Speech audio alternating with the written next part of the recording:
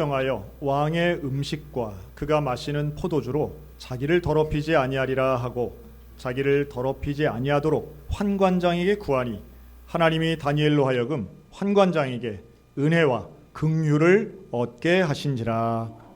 오늘은 회복의 은혜를 구하는 사람들 두 번째 시간입니다. 오늘은 우리 본문에 읽은 것 같이 다니엘에 대한 이야기를 할 텐데요. 오늘 우리 3부 예배뿐만 아니라 지금 현재 예배를 드리고 있는 어린이 교회 또 유아교회 청소년 교회도 오늘 똑같은 본문을 가지고 예배 드리고 있습니다.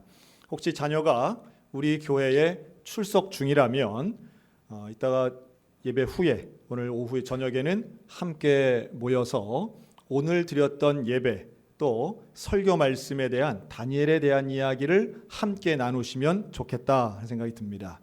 결론을 얘기하면 집중해서 잘 들으십시오 라는 거죠. 아이들은 아는데 우리가 모르면 안 되잖아요.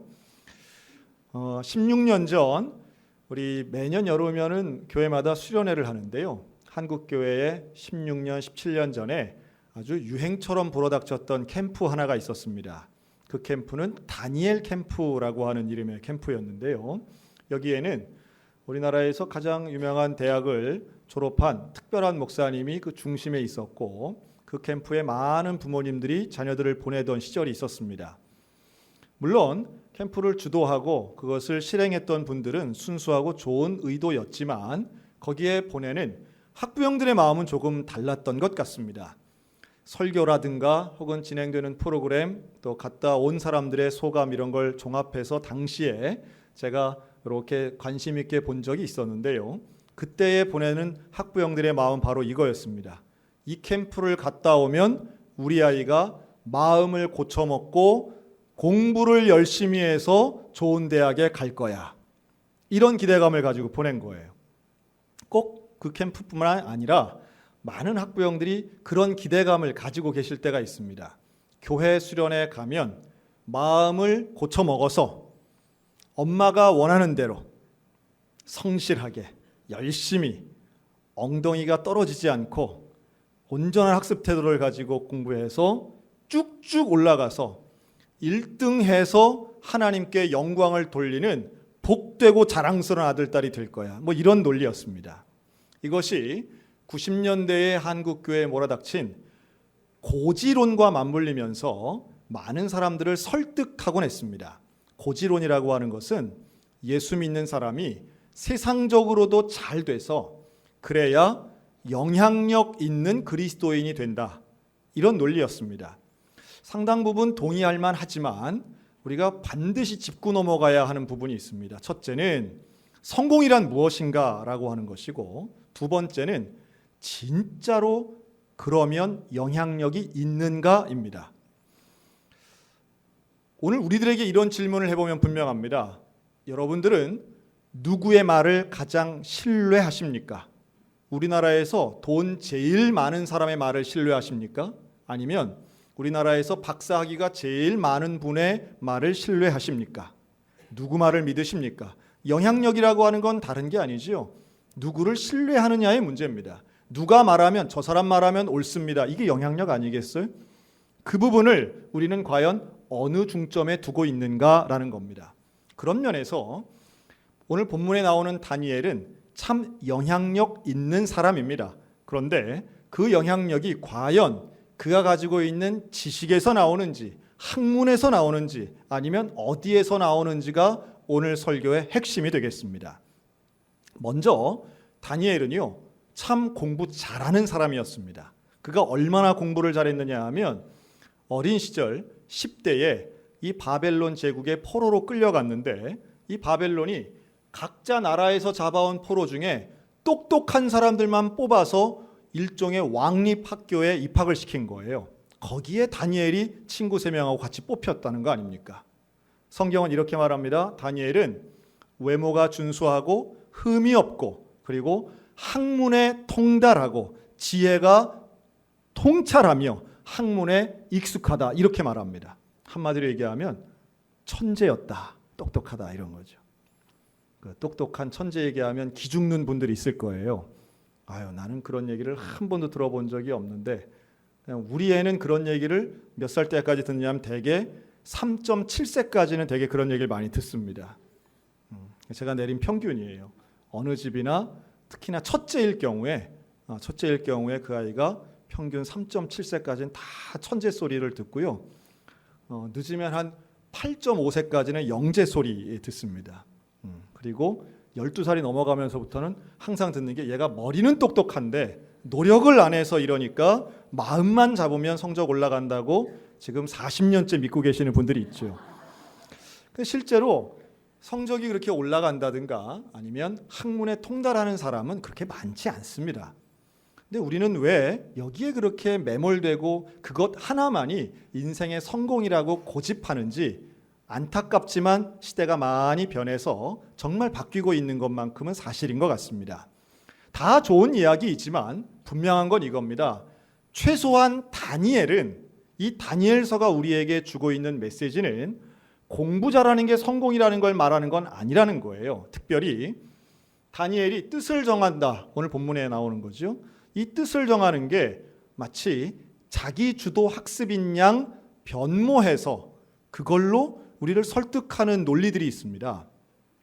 그리고 하나를 더 갖다 보태죠. 바로 창세기에 나오는 요셉입니다. 요셉은 어릴 때부터 큰 꿈을 꿔서 애굽의 총리가 된, 참 듣기 좋죠. 요셉은 애굽의 총리가 되고 다니엘은 바벨론의 총리가 되었으니 이 얼마나 흙수저의 기적인가, 뭐 이런 겁니다. 그러나 분명히 아셔야 될 것은 성경 어디에도 요셉이나 다니엘이 총리가 되게 해달라고 기도한 적은 단 한 번도 없습니다. 총리가 되는 꿈이나 비전을 품은 적도 없습니다. 이들이 소원하고 그 일을 위해 준비한 것도 아니에요. 이를 이루시는 분 여호와 하나님이신 줄로 믿습니다. 다만 요셉과 다니엘의 공통점이 있습니다. 이 공통점은 원리가 되는 것이지요. 이들이 정말로 영향력 있고 하나님 안에서 성공하는 인생을 사는데 분명한 원리를 우리에게 제시하고 있습니다. 여러분, 원리라고 하는 것은 누구는 되고 누구는 안 되면 그건 원리일 수 없습니다. 저는 공부가 그런 것 같아요. 여러분, 수련회 갔다 오면 성적이 다 오를까요? 그렇지 않습니다. 기도를 아무리 열심히 해도 성적이 오르면 참 좋긴 하겠으나 그렇지 않은 것이 훨씬 더 많습니다. 마음을 고쳐 먹는다고 무조건 성적이 다 오르는 것도 아닙니다. 개인 차이가 분명히 존재하기 때문이지요. 그래서 그건 원리라고 말할 수 없어요. 예수 믿으면 공부 잘합니다. 이건 원리가 될 수 없습니다. 원리는 이런 게 원리인 것이죠. 예수 믿으면 구원받습니다. 할렐루야. 예수 믿으면 감사하는 삶을 살 수 있습니다. 그런데 오늘 다니엘서가 우리에게 제시하는 원리는 따로 있습니다. 이 원리, 10대의 다니엘도 지켰고 10대의 다니엘도 실천한 이 원리를 오늘 말씀드리는 세 가지입니다. 첫째는 하나님을 온전히 믿으면 무엇이 옳은 것인가를 알 수 있게 된다는 거예요. 여러분, 다니엘이 뜻을 정하는 것은 그냥 정한 게 아닙니다. 다니엘이 뜻을 어떻게 정하는가 하면 오로지 하나를 향하여 정해요. 다니엘은 뭐가 돼야 되겠다 혹은 꿈을 꾸고 큰 비전을 이루어야겠다 이런 뜻을 정한 게 아니라는 거예요. 다니엘이 정한 뜻은 오직 하나인데 하나님의 뜻에 자신을 맞추는 것입니다. 그래서 이 다니엘서가 12장으로 되어 있는데요. 가장 많이 나오는 표현 중에 하나가 가장 높고 지극히 높으신 하나님, 그 지극히 높으신 하나님 앞에 기도하는 다니엘, 지극히 높으신 하나님을 찬양하는 다니엘, 지극히 높으신 하나님 때문에 금식하는 다니엘을 기록합니다. 13번 나와요. 그런데 이 다니엘이 하나님의 뜻을 이루기 위해 무엇이 옳고 무엇이 그른가를 이렇게 판단합니다. 8절이죠. 다니엘은 뜻을 정하여 왕의 음식과 그가 마시는 포도주로 자기를 더럽히지 아니하리라는 뜻을 정해요. 왕이 주는 음식을 먹습니다. 왜냐하면 이 왕립학교 안에 들어왔기 때문에 이 왕이 주는 음식을 먹는 거예요. 그러면 왕이 주는 음식은 맛있고 고급일까요? 아니면 맛없고 불결할까요? 당연히 맛있고 최고의 음식을 주는 거예요. 포도주도 마찬가지입니다. 이 음식은 이 학교 들어오지 않았으면, 왕궁에 들어오지 않았으면 구경도 못하는 것들이에요. 포로로 잡혀온 사람이 무슨 왕의 음식을 먹겠어요? 그럴 수 없어요. 대부분 고기가 여기에 필수적인 겁니다. 그런데 다니엘은 무슨 생각을 하냐면 그거를 먹으면 내가 더럽혀진다고 생각해요. 참 중요한 부분입니다. 여러분, 참된 지혜는요, 무엇을 가져도 되고 무엇을 가지면 안 되는지를 아는 것이 참된 인생의 지혜입니다. 더더군다나 하나님을 믿고 성결하고 거룩한 삶을 사는 우리에게 반드시 필요한 것은, 여러분, 우리는 뭐든지 다 가지려고 하고 더 많이 가지려고 하고 어디든 다 무조건 높이 올라가는 것만 다 좋다고 생각하지만 그렇지 않은 그 분별력이야말로 하나님이 우리에게 원하시는 가장 중요한 지혜라고 하는 거예요. 그래서 우리 예수 믿는 사람은 수단과 방법을 가릴 줄 알아야 됩니다. 수단 방법 가리지 않고 일단 되게 하는 것이 하나님의 뜻이 아니라는 거예요. 하나님의 뜻은 무엇이 옳은지, 무엇이 정결한지, 어떤 것이 더러운지, 내가 더럽혀지지 않기 위해 애쓰는 그 부분, 그 결정, 그 판단, 그 뜻을 정하는 것이 다니엘에게 오늘 우리에게 주시는 하나님의 메시지인 것 믿으시기 바랍니다. 저는 중학교 때 교회 임원이 됐습니다. 그런데 저희를 가르쳐 주시던 선생님이 우리 임원들에게 숙제를 처음으로 내주셨어요. 어떤 숙제를 내주셨냐면 이 책을 읽고 레포트를 써와라 그랬어요. 그래서 제가 질문했습니다. 레포트가 도대체 뭡니까? 그때 저는 그 단어를 처음 들었어요. 그랬더니 그때 선생님이 레포트는 대학생이 하는 숙제가 레포트다 그러시더라고요. 더 어렵죠? 대학생이 나중에 사전을 찾아보니까 그게 보고서더라고요. 보고서. 그리고 우리 나름대로 내린 결정은 이건 독후감 쓰라는 거구나 그렇게 이해를 했습니다. 그런데 레포트는 어디다가 써야 돼요? 노트나 공책이 아니라 레포트 용지가 따로 있다고 그러더라고요. 그래서 하마터면 그걸 사러 대학교를 갈 뻔했습니다. 하마터면. 근데 그러지 않고 그때 이제 친구들과 함께 문구점에 가서 레포트 종이 달라 했더니 그냥 보니까 좀 고급스러운 편지지 비슷한 거더라고요. 좀 큰. 그래서 근데 그게 그렇게 그때 당시는 있어 보이더라고요. 어른스럽고 뭔가 대학생이 된 것 같고 그런 느낌이 있었습니다. 그런데 그때 선생님께서 우리에게 제안해 주셔서 우리가 서점에 가서 구입한 책이 뭐냐면 찰스 맥도웰 셸돈의 예수라면 어떻게 할 것인가 라고 하는 소설이었어요. 이게 100년 전에 나온 소설입니다. 근데 제법 두꺼운 거예요. 우리가 읽기 좀 두껍지 않나? 제가 읽은 최초의 가장 두꺼운 소설이었습니다. 근데 그 내용은 사실은 레이몬드라고 하는 시에서 이 목사 맥도웰 목사님이 주인공인데 이분을 토요일 저녁에 찾아온 한 불황자에게 내가 오늘 설교 준비를 너무 바쁘니까 다음 날에 오시라고 정중히 거절해 돌려보냈는데 그 다음 날 예배에 오신 그분이 예배를 드리다가 중간에 이제 사망하는 사건이 벌어집니다. 너무 지친 거죠. 너무 힘들어서 지쳐서 사람들에게 도움을 못 받고 죽은 거예요. 그것이 이 주인공 맥도웰 목사님에겐 큰 충격이 되어서 그때부터 모든 성도들에게 이렇게 제안합니다. 내가 잘못했습니다. 내가 그분을 조금 더 친절하게 대했어야 되는데 예수님이라면 안 그랬을 텐데 내가 잘못했습니다. 그리고 교인들 전체에게 우리 이렇게 한번 살아봅시다. 예수라면 어떻게 했을까? 그때부터 이 레이몬드 씨의 큰 변화가 일어납니다. 마약이나 술을 하던 사람들이 그걸 다 그만두고요. 자기 직장도 가게도 막 문을 닫습니다. 그리고 거짓말했던 사람이 자수를 하고요. 또 돈을 안 갚던 사람들이 막 돈을 갚는 거예요. 예수님이라면 어떻게 했을까? 용서운동이 벌어지고 정직의 운동이 벌어집니다.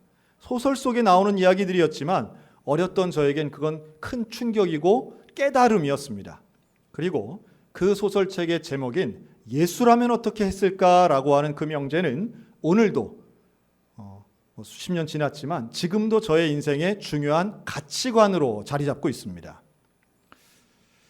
돌이켜 생각해 보면 그때 선생님이 가르쳐 주신 그 지도가 효과가 있었구나 하는 생각과 함께 그 시절 중학교 때에 배우는 가르침과 동의하는 가치관이 얼마나 한 사람의 인생에 중요한가를 다시 한번 깨닫는데요. 여러분 이제 8일 후면 우리 청소년 교회가 수련회를 갑니다. 저 속초로 가서 수련회를 하는데 3박 4일이나 갑니다. 요즘은 대개 1박 2일, 2박 3일 하는데 우리에게 3박 4일을 가요. 우리 선생님들도 다 가고요. 저도 갑니다.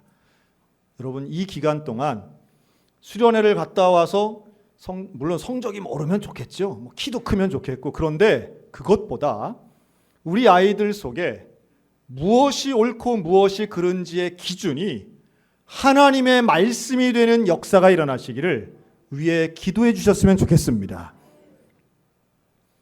하나님의 뜻에 내 뜻을 맞추는 그 뜻을 정하는 일이 10대 때에 일어났으면 좋겠다는 거예요. 다니엘이 그런 사람이었다는 거죠. 다니엘은 하나님의 뜻을 구하는 사람이었습니다. 그리고 그 뜻에 자신을 맞추어가고 그 맞추어가는데 주저함이 없던 사람이 다니엘이었어요.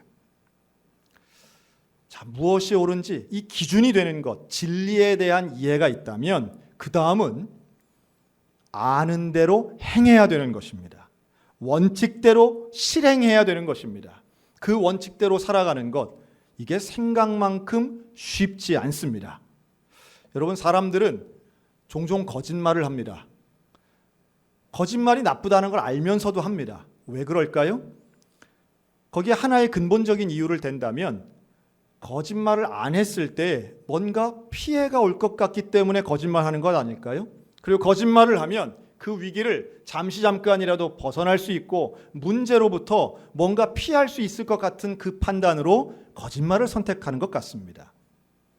원칙은 압니다. 원리는 압니다. 무엇이 옳은가는 알지만 사람들은 반복해서 죄를 짓곤 한다는 거죠. 그래서 어떤 면에서는요, 이 원칙대로 진리대로 산다는 것은 그 합당한 거절을 한다라고도 생각이 들어요. 즉 다니엘이 왕의 음식을 거절하는 거죠. 근데 왜 음식을 거절하느냐 하면 이 왕의 음식은 대부분 그 고기들을 중심으로 보면 육류들은 대개 우상의 제단에 올라갔던 것들이기 때문에 그걸 거절하는 겁니다. 그리고 그걸 먹으면서 그걸 내가 취한다는 것은 내가 우상을 인정한다는 것을 의미하기 때문에 이 어린 다니엘이 그거를 거절하는 거예요. 여러분, 돈을 많이 벌수록 혹은 자신의 지위가 올라갈수록 유혹은 더욱 많이 옵니다. 거절하기 어려운 제안들도 많이 받을 수 있습니다. 원칙대로 산다는 것은 하나님 앞에 나를 정직하게 내어놓고 그것이 하나님의 뜻이 아니라면 내가 손해를 보는 한이 있어도 거절하는 것이, 그게 용기 있는 하나님의 말씀 따라 살아가는 사람들의 실행이라는 거죠. 그거를 다니엘은 실천합니다. 그런데 이 실천은 왜 또 어렵냐 하면 그렇게 원칙대로 살면 손해볼 때가 많기 때문입니다. 사람들로부터 박수받기보다는 오히려 비난받을 경우도 많기 때문이죠. 우리가 이 원칙 있는 신앙인 이야기할 때마다 우리 한국교회에서 빠지지 않는 몇 명이 있는데 그 중에 한 명이 에릭 리델이라고 하는 사람입니다. 이 에릭 리델은 1924년 8회 파리 올림픽에 나갔던 올림픽 금메달리스트예요. 이 사람의 그 드라마틱한 사연이 나중에 영화가 되어서 불의 전차라는 영화가 됩니다. 그래서 1981년도에 아카데미 작품상 또 4개 부문에 수상한 그런 감동적인 영화가 되는데요. 이 에릭 리델은 100m 달리기 선수였습니다. 그래서 이 파리 올림픽에 갔는데 영국 신문에 이런 기사가 나요. 에릭 리델 경기 포기, 이런 딱 타이틀이 나온 거야. 왜 포기했느냐 하면 100m 달리기 1차 예선전이 주일날 열리는 거예요. 주일날. 에릭 리델이 그걸 딱 일정표를 보자마자 한마디로 이렇게 얘기합니다. 나는 주일날 어디 가야 돼요? 난 교회 가서 예배 드려야 됩니다. 나는 이 경기 예선전 참가할 수 없습니다. 아주 이런 지하에 말하고 코치진이 아무 만류해도 안 됩니다 하고 예배드려 가버린 거예요. 여러분, 이 소식이 영국에 알려졌습니다. 1924년은요 영국 사람이라면 웬만하면 다 교회 다니던 시절입니다. 자, 제가 질문 하나 드릴까요? 영국 사람들이 에릭 리델의 불참한다는 기사를 보고 그거를 찬성하는 사람이 많았을까요? 반대하는 사람이 많았을까요? 여러분, 그 다음 날부터 영국 신문은 일제히 에릭 리델에 대해 이렇게 말합니다. 배신자, 편협하고 옹졸한 신앙인. 애국심이라고는 소매 끝에 달려있는 가볍게 여기는 사람. 지금이라면 상상 더한 말이 나왔겠죠. 지금이라면. 그런데 1924년 거의 100년 전 영국은 대부분 성공회를 다니고 이 감리교회 많고 이랬던 나라였음에도 불구하고 에릭 리델을 지지하는 사람이 그렇게 많지 않았다는 거예요. 참 안타까운 일이죠. 여러분, 내 신앙, 내 믿음, 또 하나님의 원칙 믿는 바대로 살아간다는 것은 결코 쉬운 일이 아닙니다. 여러분, 직장에서 사회에서 뭔가 정직하게 하려고 할 때 반대를 경험해 보신 분들도 많을 겁니다. 너만 깨끗하냐? 너 혼자 잘났냐? 사람이 왜 그렇게 고집스럽냐? 원칙주의자라는 말은 어느 틈엔가 부정적인 의미로 쓰일 때가 종종 있기도 하기 때문입니다. 그러나 그럼에도 불구하고 우리는 하나님 말씀대로 살아야 되는 것이죠. 다니엘이 그랬습니다. 원칙대로 살았더니 기도하고 하나님 말씀대로 살았더니 반대가 더 심한 거예요. 그래서 사자굴까지 들어가요. 다니엘의 사자굴은 다니엘이 죄를 져서 실수해서가 아니라 원칙대로 살았더니 그걸 시기하고 질투하는 사람들 때문에 사자굴에 들어갑니다. 여러분, 우리가 몰라서가 아니라 알기는 하지만 그 아는 바대로 믿는 바대로 살기 위해서는 우리 저와 여러분들 가운데 분명한 믿음과 용기가 필요한데 그것이 오늘 우리 가운데, 우리의 다음 세대 가운데 일어나시기를 주님의 이름으로 축원합니다. 100m를 포기한 에릭 리델에게 감독이 이런 제안을 합니다. 야, 지금 400m 선수 하나가 지금 아파가지고 출전을 못한다. 어차피 공석되는데 너라도 한번 나가서 뛰어봐라. 100m와 400m는 전혀 종목이 다릅니다. 그런데 에릭 리델은 나가서 400m 경주에 참가합니다. 그리고 그는 결승전에서 세계 신기록을 세우고 금메달을 땁니다. 기자들이 와요. 인터뷰를 합니다. 아니, 어떻게 400m에서 금메달을 딸 수가 있습니까? 그랬더니 에릭 리델이 이런 대답합니다. 처음 200m는 제가 최선을 다해 뛰었습니다. 후반부 200m는 하나님이 끌어당겨 주셨습니다. 그랬더니요, 영국에서 난리가 났어요. 분명히 며칠 전만 해도 배신자 그러더니만 영국에 금메달을 하나 더 안긴 영웅이 되었습니다. 다행히도 그 100m 달리기에는 다른 영국 선수가 금메달을 따서 사실은 기대하지 않았던 금메달 하나가 더 추가된 거예요. 영웅이 됐죠. 자, 이 스토리가 우리 한국교회가 참 좋아하는 스토리예요.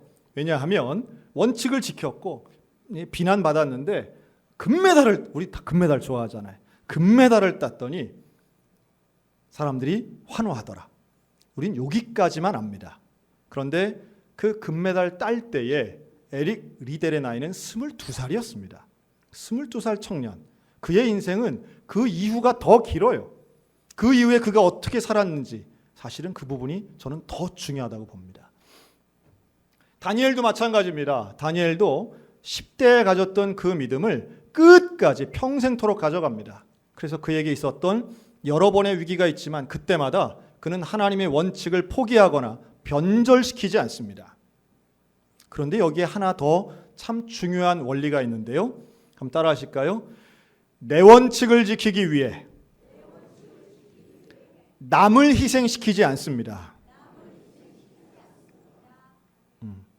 여러분, 다니엘은 지금 현재 다니엘이 갖고 있는 원칙은요, 왕의 음식을 먹지 않는 거예요. 이거는 나의 거룩함을 지키기 위한 본인의 결단입니다. 그런데 다니엘을 제외한 다른 나머지 사람들은 다 그게 아닌 거예요. 다니엘과 세 친구를 제외한 나머지 사람은 그게 아닌 거예요. 근데 이 원칙을 지키기 위해서 노력하는 건 참 중요한데 그 과정과 방법도 중요하다는 거예요. 우리는 하나님의 뜻을 이루기 위해 이 땅에 투사로만 온 사람들이 아니라는 거예요. 다니엘은 죽으면 죽으리다 하고 머리에 띠두르고 무슨 죽창 들고 나가지 않았다는 거예요. 그러지 않고 다니엘은 다른 방법을 사용합니다. 즉 대안을 제시합니다. 근데 누구에게 제시하느냐 하면 다니엘이 음식을 먹지 않으므로 제일 곤란할 만한 사람, 즉 왕이 음식을 갖다 주는데 왕이 직접 갖다 주는 게 아니죠. 중간에 이 다니엘에게 음식을 갖다 주는 이 중간 관리자가 있습니다. 환관장인데요. 그는 다니엘을 포함한 소년들을 관리하는 사람이에요. 그러니까 먹지 않으면 다니엘도 뭐 문제가 있을 수 있지만 이 관리하지 못한 환관장이 곤란해지는 거예요. 이 환관장에게 다니엘이 이렇게 말합니다. 우리가 고기를 먹지 않고 포도주 좋은 것도 안 마셨는데 채소만 먹겠습니다. 물만 마시겠습니다. 그런데 만약 그걸 열흘 동안 시험해 보고 고기 먹고 포도주 마신 다른 사람들과 비교할 때에 우리의 외모나 우리의 건강 상태가 그들보다 못하다고 하면 제가 철회하겠습니다. 하지만 열흘 동안 해보고 이게 똑같으면 내 의견을 받아주세요. 이렇게 대안을 제시해요. 물론 이 대안도 받아들여졌다는 것이 대단합니다. 저는 이 대안 제시도 중요하지만 그 제안을 환관장이 받아들여 준 이 부분 참 중요한데요. 여러분, 대개 어떤 사람의 의견을 우리가 수용하느냐 하면 두 가지가 있는 사람의 의견을 우리는 수용합니다. 두 가지는 영성과 도덕성입니다. 우리가 다른 말로 한다면 실력과 도덕성, 실력과 인격이라고 할 수 있겠습니다. 우리가 어떤 사람을 신뢰한다라고 할 때는 여러 가지의 배경과 조건들도 있겠으나 그 사람의 도덕성을 우리는 빼놓을 수 없는 거죠.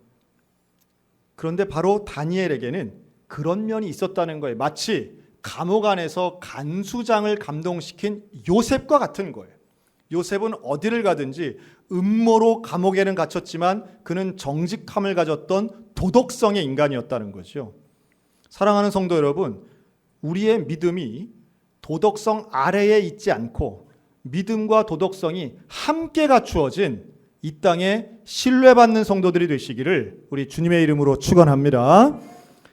이걸 가지고 환관장을 설득하고 결국 그는 10일 후에 자신의 실력으로, 영성으로, 하나님의 특별하신 은혜로 이 모든 과정들을 극복하게 됩니다. 금메달을 딴 에릭 리델은 영국에서 금이 환영을 받습니다. 그리고 사람들에게 강연 요청을 무수하게 받게 됩니다. 당연히 그랬겠죠. 교회나 다른 사회단체에서 우리 동네에 오셔서 좀 간증을 해주세요. 우리 동네 오셔서 연설을 좀 해주세요. 아주 인기인이 됩니다. 그런데 그런 에릭 리델은 그런 모든 영광을 뒤로 하고 어떤 결정을 내리느냐 하면 중국 선교사로 가기로 결정합니다. 에릭 리델이 중국 땅으로 간다는 건 그때 당시에 중국은 세상에서 가장 지저분하고 가장 불편하고 가장 힘들고 가장 혼란스럽던 나라 중에 하나였습니다. 근데 그곳에 가서 선교사를 하겠다는 거예요. 에릭 리델의 이러한 결정은 그 한순간의 결정이 아니었습니다. 그는 원래 영국 사람, 스코틀랜드 사람이긴 했지만 에릭 리델이 태어난 곳은 중국이었습니다. 그의 부모님은 중국 선교사였습니다. 그의 부모는 어린 에릭을 키우면서 항상 말씀 위주로 또 예배 중심의 삶으로 키웠습니다. 그래서 에릭은 중국어를 할 수 있었어요. 그에게는 항상 하나님의 부르심이 무엇인가에 대해서 고민하고 또 하나님 앞에 내 인생을 바치면 내 평생을 하나님의 사람으로 살겠습니다라는 것을 매 순간마다 기도했다고 합니다. 다만 그에게 있는 재능, 즉 달리기의 재능이 있었기 때문에 그는 10대 시절 육상 선수가 되고 20대 초반에 세계에서 가장 빠른 사나이가 될 수 있었습니다. 그러나 그것은 단순한 재능을 이용한 영광이었을 뿐이지 에릭 리델이 평생 추구했던 영광은 결코 아니었다는 거예요. 그러니까 그는 주일 성수를 선택할 수 있었던 것입니다. 그리고 중국에 가서 그는 1943년도에 중국 산동성에 있는 포로 수용소에 갇히게 됩니다. 그 포로 수용소는 일본이 운영하는 포로 수용소였습니다. 그 이전에 이미 대부분의 선교사들은 현지로 돌아갔어요. 다 돌아가서 이러한 환란을 피하려고 다 본국으로 돌아갔지만 에릭 리델은 나는 평생 이곳에서 중국인과 함께 하겠습니다라는 약속을 지키기 위해 가족, 아내와 자녀들만 영국으로 보내고 본인은 끝까지 그 수용소 안에서 중국 사람들과 함께 했습니다. 그리고 그는 전쟁이 끝나기 직전인 1945년 봄에 그 수용소에서 생을 마감하게 됩니다. 그의 나이 43살이었습니다. 전쟁이 끝나고 60년이 지납니다. 2005년입니다. 2005년 8월 수용소 해방 60주년 모임이 그 산동성에 있는 옛 수용소 자리에서 크게 열렸습니다. 60년이 지나고 그때 당시에 수용소에 있던 사람들이 노인이 돼서 한 자리에 모인 거예요. 거기에 모여서 사람들이 자신의 경험을 나눕니다. 그때 메리 테일러라고 하는 사람이 마이크를 잡고 이런 얘기를 합니다. 내가 이 수용소에 있을 때 나는 어린아이였습니다. 그런데 우리들에게 에릭 삼촌이었습니다. 그 에릭 삼촌은 수용소에 있었던 1800명 중에 가장 먼저 일찍 일어났고 기도로 하루를 시작했으며 성경을 읽던 분이었습니다. 그분의 삶은 우리에게 하나님의 사랑을 실천으로 가르쳐 주신 분이었습니다. 배고팠던 우리에게 먹을 것을 사주기 위해서 올림픽에 나가 부상으로 받았던 금시계 그거 하나 있던 것을 수용소 바깥에 있던 사람들에게 팔아서 양식을 가지고 우리에게 먹을 것을 주던 분이었습니다. 그분은 일본인을 위해 기도하라고 가르쳐 주신 유일한 사람이었습니다. 진정한 용서가 무엇이고 하나님 안에서 정말 성공하는 삶이 무엇인가를 우리에게 가르쳐준 우리의 영웅이었습니다. 실제로 에릭 리델의 그 묘비 비명에는 이렇게 써 있습니다. 하나님의 영웅 에릭 리델 여기에 잠들다. 어찌 보면 올림픽 금메달에 가려져서 그의 진짜 가치 있는 인생은 우리가 전혀 모르지 않았나 하는 생각이 듭니다. 100m건 400m건 그건 젊은 날의 결과였고요. 그러나 일생을 놓고 보면 정말 가치 있는 삶, 하나님을 감동시키는 삶, 하나님이 원하시는 진짜 성공은 무엇일까? 한 영혼이라도 그 인생을 바라보며 감동시킬 만한 진짜 구별된 성결한 삶이 아니겠느냐라는 거예요. 여러분, 다니엘도 거룩한 삶을 삽니다. 그에게 중요한 건 총리의 자리가 아니라 어떤 위치에 있던 간에 아무리 많은 유혹과 시련이 있어도 그는 결국 사자굴에 들어갈지라도 하나님 중심의 삶을 살았다는 사실 아니겠습니까? 사랑하는 성도 여러분, 오늘 우리들에게 뜻을 정한다는 건 다른 게 아닙니다. 하나님이 원하시는 성결한 삶을 사는 일인 줄로 믿습니다. 하나님이 원하시는 성결한 삶. 예수님도 이런 말씀을 하셨어요. 너희의 의가 서기관들과 바리새인보다 더 낫지 아니하면 결단코 천국에 들어가지 못하리라. 여러분, 우리의 말과 생각과 행동이 하나님 믿는 사람다운 정직하고 성실하고 온전한 언행이 돼야 될 줄로 믿습니다. 여러분, 우리는 시대가 변해야 된다고 말합니다. 역사를 바꿔야 된다고 말합니다. 그런데 사회를 변화시키는 힘은 어디서 나오겠습니까? 온전한 거룩함에서 나오는 줄로 믿습니다. 성결함에서 나오는 거예요. 우리는 누구 말을 신뢰한다고요? 많이 배운 사람, 유명한 사람 말이 아니라 진짜 그리스도인의 말은 어디에 있든지 간에 그 성결한 목소리는 영향력이 있는 줄로 믿습니다. 에릭 리델을 통해서 인생을 바꾼 사람들이 수용소 안에 있었던 것처럼 오늘 우리들의 인생은 결국 하나님 중심으로 살아가는 진짜 그리스도인의 삶 가운데에서 드러나게 될 줄로 믿습니다. 그런 면에서 다니엘은 그 거룩함으로 시대를 이끈 참된 리더였습니다. 저는 소원이 있어요. 우리 교회의 다음 세대가 다니엘 같은 리더가 되었으면 좋겠습니다. 더 높이 올라갈 수 있어도 아닌 것을 거절하는 사람이 되었으면 좋겠습니다. 모두가 그렇다 해도 하나님 안에서 아니야, 하나님이 원치 않아, 나를 더럽히는 것 원치 않아, 무엇이 더럽혀지는 것인지를 올바로 알고 더럽혀지는 것에 대해 분연히 거절하고 그러면서도 타인의 희생을 담보해서 내 신앙을 유지하는 게 아니라 어떤 희생이든 내가 하겠다라고 하는 그런 결단의 사람, 정말 이 시대에 필요한 리더 그런 사람 아닐까요? 직장에서도 어떤 상사가 존경받겠습니까? 책임지는 사람이 존경받는 것이죠. 꼬리 자르기 하는 상사, 꼬리 자르기 하는 리더 가장 못난 사람일 것입니다. 책임을 지는 것, 성결한 원리와 일치한다고 저는 믿습니다. 그리고 그 책임을 십자가에 지신 예수 그리스도야말로 타인의 희생이 아닌 하나님의 희생을 통해서 인생을 구원하시고 인류를 구원하신 그 놀라운 감사를 오늘 우리들 모두가 배우고 실천했으면 좋겠습니다. 그리고 이번 여름 성경학교는 바로 그러한 예수 그리스도를 만나는 일, 그리고 하나님의 말씀을 가지고 내 인생의 중심을 잡는 일, 그리고 어떤 대가와 희생을 치르고서라도 온전한 원칙대로 살아가는 그 결단의 출발점이 되어야 될 것입니다. 오늘도 주님 안에서 온전히 기도하여 성결한 그릇이 되어서 다니엘처럼 쓰임받는 우리 모두가 다 되시기를 우리 주님의 이름으로 축원합니다.